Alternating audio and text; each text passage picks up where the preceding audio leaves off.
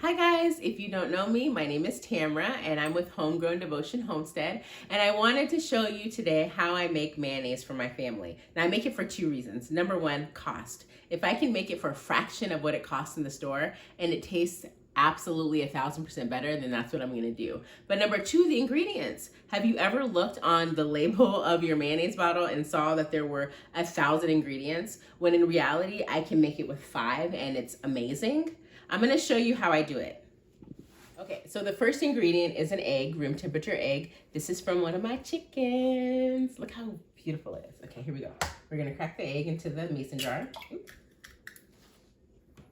We're gonna have a half a teaspoon of lemon juice.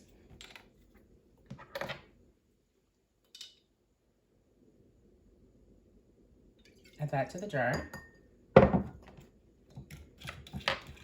A teaspoon of white wine vinegar.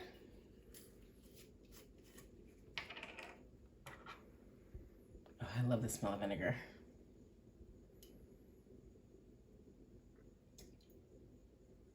If you don't like vinegar, I'm sure you can use something else, but this is what I've always used.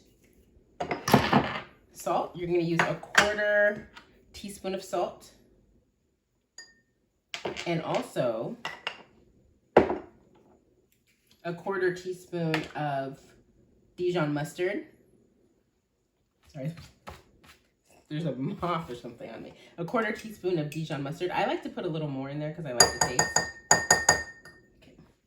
Okay. And lastly, you're going to add your oil. So you use a cup of light flavored oil. You can use avocado oil or like a light olive oil. I have avocado oil in here, so I'm going to slowly pour it in.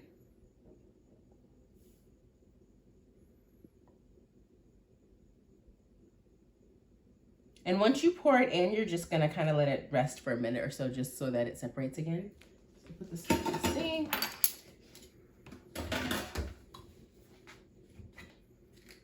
Now use your immersion blender, and you're gonna blend this sucker up. So it's separated, so let me show you how I do it. So you're gonna put the immersion blender into the jar and kind of let it rest at the bottom. Can you see how it's thickening up? And as it thickens, you're gonna slowly move it up.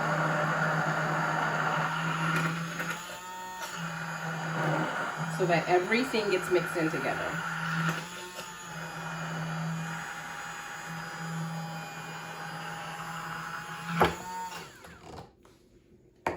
Look, there you have it.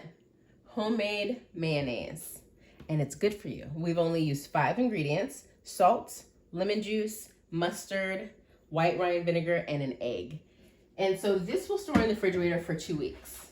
And something that you should know, whenever you have something like mayo or anything that can spoil easily, you don't want to put it in the door of the refrigerator. It doesn't stay that cold, as opposed to the rest of the refrigerator. So you want to stick it in the actual refrigerator, and this would be good for 2 weeks. Now you've just learned to make your own mayo. Thank you so much for joining me. And just remember, you don't have to jump with 2 feet in and try to do everything from scratch. You just start off with one small thing at a time. First it's yogurt, then it's mayo. Pretty soon you'll be baking bread and butchering your own meat chickens. Who knows? But I appreciate you joining me, and I'll see you next time.